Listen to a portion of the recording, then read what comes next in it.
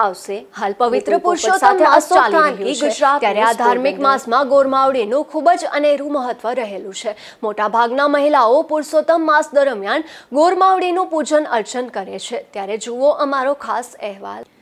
હિન્દુ પંચાંગ અનુસાર દર 3 વર્ષે આવતા પવિત્ર અધિક જેઠ માસ એટલે કે પુરુષોત્તમ માસનો ભક્તિભાવપૂર્વક પ્રારંભ થઈ ચૂક્યો છે।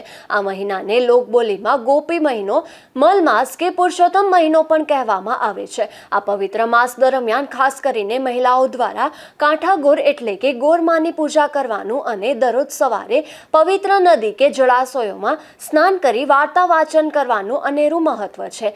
સમગ્ર રાજ્યમાં મંદિરોમાં આ માસ દરમિયાન ભક્તોની ભારે ભીડ જોવા મળતી હોય છે। પોરબંદરમાં પણ અનેક વિસ્તારોમાં પવિત્ર પુરુષોત્તમ માસની ઉજવણી થાય છે। ત્યારે વાડી પ્લોટ વિસ્તારમાં પણ આ પ્રકારની ઉજવણી કરવામાં આવી રહી છે, જેમાં ગોરમાવડીનું પૂજન અર્ચન, પ્રસાદી અને આરતી સહિતના કાર્યક્રમો યોજાય છે।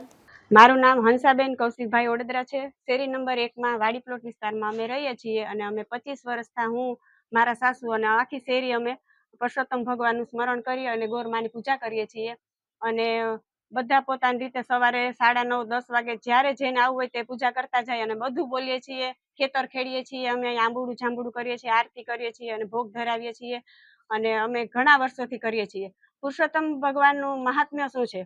તો પુરુષોત્તમ ભગવાનમાં આ માસને અધિક માસ કહેવાય છે। અધિક માસમાં જે કંઈ પણ આપણે થોડું ઘણું પણ પુણ્ય કરીએ છીએ તો તેમનું અધિક ફળ મળે છે।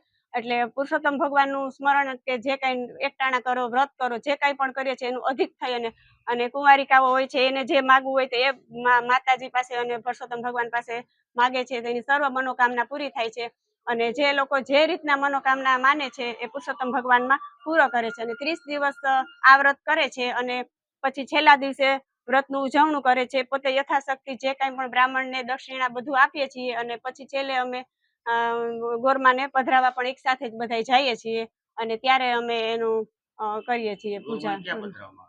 ચોપાટી ગ્રાઉન્ડ ઉપર પણ જાય છે, ત્યાં બધા બહેનો ત્યાં લઈ જાય છે અને ત્યાં ભક્તિભાવથી રાસ રમે છે ગોપીઓની જેમ બધા, અને પછી ગોરમાને અમે પધરાવા જઈએ છીએ। ત્યારે એમ જરાક મનમાં એમ થાય છે કે 30 દિવસ જેની પૂજા કરી છે તો એને અમારે ત્યાં મૂકવા જવા પડે છે એમ।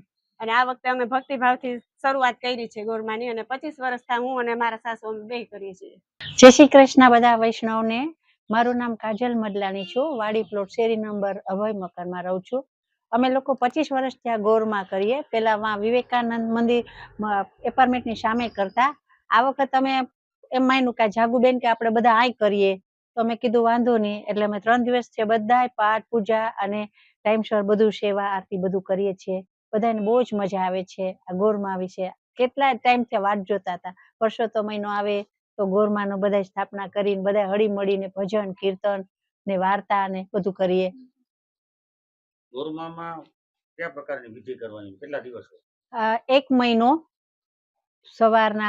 મહિનો સવારના કરીએ, થાળ આરતી બધું આંબુડું જાંબુડું બધું કરીએ, ફરાળ કરીએ, એકટાણા કરીએ, બધા હળી મળીને ભજન કીર્તન કરીએ। આ મહિનામાં યથાશક્તિ દાન જેમ કે દીપદાન, અન્નદાન, વસ્ત્રદાન કે જળદાન કરવાથી અક્ષય પુણ્યની પ્રાપ્તિ થાય છે અને પાપોનો નાશ થાય છે તેવી એક માન્યતા છે। આ માસ ભક્તિ અને આત્મશુદ્ધિ માટે હોવાથી તેમાં લૌકિક અથવા ભૌતિક સુખ સુવિધા સાથે જોડાયેલા શુભ કાર્યો કરવામાં આવતા નથી। પૌરાણિક કથાઓ અનુસાર સૂર્ય અને ચંદ્રના પંચાંગની ગણતરી સેટ કરવા માટે દર 3 વર્ષે આ વધારાનો મહિનો ઉમેરવામાં આવે છે। શાસ્ત્રોમાં જણાવ્યા મુજબ શરૂઆતમાં આ મહિનાનો કોઈ દેવતા સ્વામી ન હોવાથી તેને મલ માસ એટલે કે અશુદ્ધ માસ કહેવાયો હતો। આ મહિનામાં કોઈ શુભ કાર્ય ન થતા હોવાથી લોકો તેની ઉપેક્ષા કરવા લાગ્યા। આનાથી દુઃખી થઈ મલ માસ ભગવાન વિષ્ણુ પાસે ગયા।